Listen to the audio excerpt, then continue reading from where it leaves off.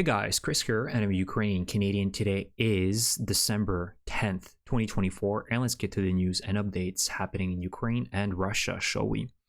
So this is going to be a very quick update, and I'm not going to take too much of your time, but I wanted to talk first about another great announcement by Zelensky, and let's cover that first. So Zelensky announced today that there's a new missile that will hit production very soon, and this new missile is called Ruta. It appears to be a similar type of missile compared to the previous one that was announced a few days ago, the Peklo, which is a direct translation in Ukrainian of hell in English. And we know that for the last few months, Ukraine has been making a lot of announcements that there's new weapons being tested and undergoing production. So we have now Palyannitsa, we have Peklo, we have also the ballistic missiles, the Hrim 2, we also have the Neptune, the long-range missile that was an anti-ship missile, but then eventually was modified by the Ukrainians to also allow it to hit ground targets as well. So there's different types of long-range weapons that Ukraine is creating and developing and also producing now. So that's great news, but now is the time over the next few weeks for Ukraine to make a big statement with these weapons. If everything is true and Ukraine is capable of producing at least a few dozen of each, I think it would be very important that Ukraine has a big statement day, like what Russia did a few weeks ago with like over 200 missiles and drones combined attacked Ukraine. And Ukraine needs to have a big statement day as well against Russia, in my opinion. And I think it's going to really make a huge difference with the perception of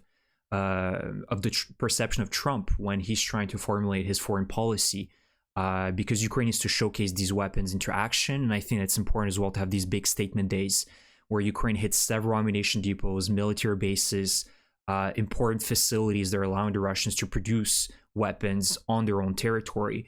Ukraine needs to have one of those big days, in my opinion. So hopefully in the next few weeks that's going to arrive, because we know that Trump is going to come into office and they're definitely going to be pushing his administration for a ceasefire, some sort of freezing of the conflict, of the war, and Ukraine needs to make sure that they're on the best, strongest position possible. And so these weapons are going to allow the Ukrainians to do that, but hopefully Ukraine is capable of producing enough to be able to have one of those big statement days against Russia. So let's see. But Ruta, apparently there's still no tech specifications about the weapon. It's classified, but apparently it's very low cost, which is an extremely important thing for Ukraine. It cannot be spending millions of dollars on a single individual missile. Its payload size appears to be good, and also its speed. So probably around similar speed to the Peklo, around 700 kilometers per hour, making it an ideal vehicle for a multitude of missions, or weapon, I should say. It doesn't seem like it's a good vehicle, but a vehicle for a nice payload and warhead, that's for sure. So let me know, guys, what you think about this new weapon, and I'm really hoping that soon Ukraine will be able to combine all of these to really start targeting Russia more often, because that's really necessary as well, is to freeze and destroy Russia's ability to produce weapons on its own territory. Right now, Russia more or less has free reign. It doesn't really worry that much that Ukraine can hit its factories far away, 300, 400, 500, 600 kilometers away from the front line. And Ukraine needs to have those capabilities. The Neptunes, the Rutas, the Peklos, the Hrim 2s will allow Ukraine, and Palyannitsa, if I remember correctly, has a range of about 1,000 kilometers. So this is a small drone type of thing, a small drone missile that is kind of slow, has slow speeds, but has long range. So hopefully with all these different weapons combined, Ukraine can make a big statement over the next few weeks and create this image of Ukraine strong, and Ukraine can definitely now target Russia without having to rely on its Western allies for long-range weapons. Now, let's talk about Syria, and I'm not going to let go of Syria anytime soon, because what is ongoing right now in Russia is very good news for us. I've talked about in my previous video about the implications for Putin with regards to losing Syria and losing Assad and losing that support from Assad. And one of the biggest implications, in my opinion, is that the Russians are questioning Putin's power.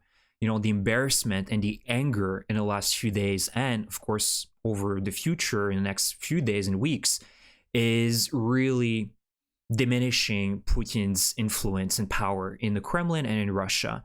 The Russians are asking themselves questions, although I don't expect much critical thought from their society, but there's still a question, so why did we go to Syria? They've heard about Syria for years, that never will leave Syria. Putin made speeches 7 years ago that will never allow terrorists and rebels to conquer Syria. We're going to support our allies, and then you lose it in less than 2 weeks.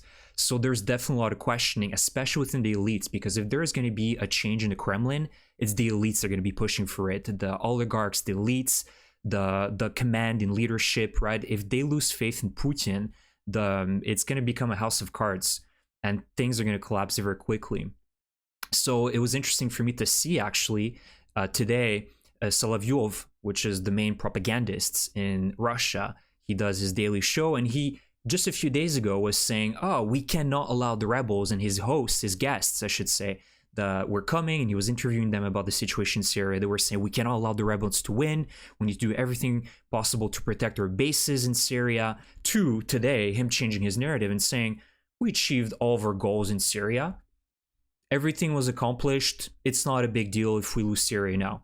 It's really, really crazy how their narratives change and how much they cope, right, without admitting that this was a loss for Russia, because indeed it was.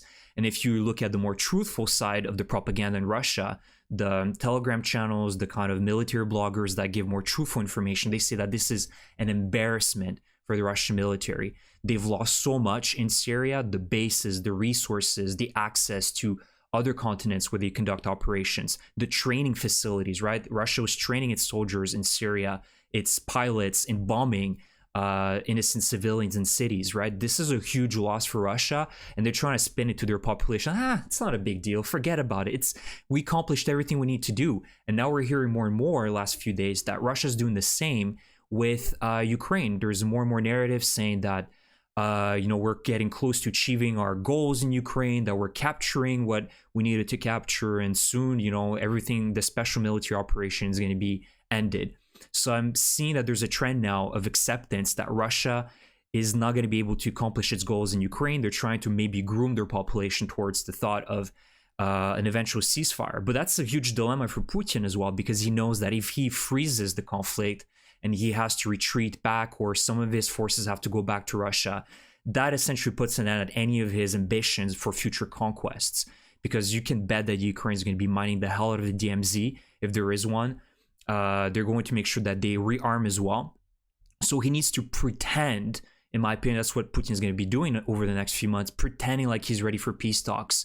He's going to pretend that, yeah, we're interested. We are absolutely willing to make negotiations with Ukraine, and keep his forces by the border, right? And then he's going to show off a few pictures and images and videos of how there's trains offloading or unloading weapons and equipment back to Russia, how they're all going back to Russia. Remember what happened back in December 2021, where Russia shared with us beautiful images of how they were leaving, they're, bringing back all their soldiers and weapons back into Russia through the Crimea Bridge, and everybody was like, Russia's not going to invade Ukraine after all, look at them. This was just a training exercise with 250,000 soldiers by the border with Ukraine. And Russia's going to try to pull out the same thing, in my opinion. If there is going to be some sort of negotiation and we're going to be demanding Russia to move, we need to be absolutely certain that Russia moves all of its forces away from that DMZ, whatever kind of agreement we will have with Russia. But a main theme here is to not believe what the Russians are saying. They're liars, and they're going to continue lying, right? And there's a saying that we can't trust the Russians because they can't even trust themselves. They don't believe in anything. They're going to lie. And as you can see here, this is a perfect example of Syria. From this is a huge catastrophe if we lose Syria to next day, it's not a big deal. We achieved everything we had to achieve there, and all the goals were accomplished. This is how Russia and its propaganda lies and manipulates information, that even the Russians have no critical thought left because they question everything. They don't believe anything, even their own government. But at least, they don't believe anything. So there must be some truth behind that, behind their own ideas. So it's quite interesting to see how, with the whole Syria collapse, how the Russians are reacting. It's good for us that they're panicking, because especially Putin right now is panicking, looking at how Assad ended up. Right now we're seeking refuge in Moscow. It's been confirmed that Assad left Damascus to seek refuge in the Kremlin. But where is Putin going to go? Right? When Putin falls, where is he going to go? Beijing? Pyongyang? It will be interesting to see. Let me know, guys, what you think where Putin's going to flee once his house of cards collapses, which inevitably will happen. It might be a very long period. I'm not going to lie here and say that this is going to be in 1 year or 2 years, but it could be 10 years, it could be 20 years. But one thing is for sure is that this Kremlin regime, even if it's not Putin anymore running it, it's going to collapse. And the Russians will face reality one day. That's 100%. And the Russians have shown that they care more about killing the Ukrainian people than preserving their own lives. And that's not a society, a nation that can live for much long or exist for very long, when they care more about killing, destroying, lying than preserving and providing opportunities. Inevitably, these types of societies fail down the line. So here's the video for today. I hope you enjoyed the updates. Let me know what you guys think about the new weapons that Ukraine is acquiring and developing and producing. And I'm really hoping, as I said, that Ukraine's going to make a big statement over the next few weeks with a large missile drone attack over Russia. That would be very important, in my opinion, because we've been hearing a lot of these announcements of these new weapons, but so far I haven't seen really them in action. And I really want to see that because actions speak louder than words. So thank you for your support. Link below. There's a link below in the description of the video for the drone fund. So if you have any extra fund dollars that you want to donate, please donate to the Ruta drone fund. It helps the Ukrainians be armed with these FPV drones to destroy as many Russians as possible on occupied territory. So your help is greatly appreciated. One last thing I wanted to tell you guys is if you haven't done so, please subscribe to Joe Blogs 2.0. He lost and was hacked. His YouTube channel was hacked. He had hundreds of thousands of subscribers. So there's also a link towards the Joe Blogs 2.0 channel. So he covers the Russian economy and other topics around the economy, but mostly how Russia, economically speaking, is heading towards a complete collapse. So I highly suggest you guys subscribe to his channel. And for those that did watch and have been watching his videos, I'll have a link below in the description so you can subscribe to his new channel. As unfortunately, likely it was Russian hackers. Who knows? Maybe it's somebody else, but it's unfortunate that he lost access to his channel. But he has a new one, so please help him out. Thank you so much. Slava Ukraini.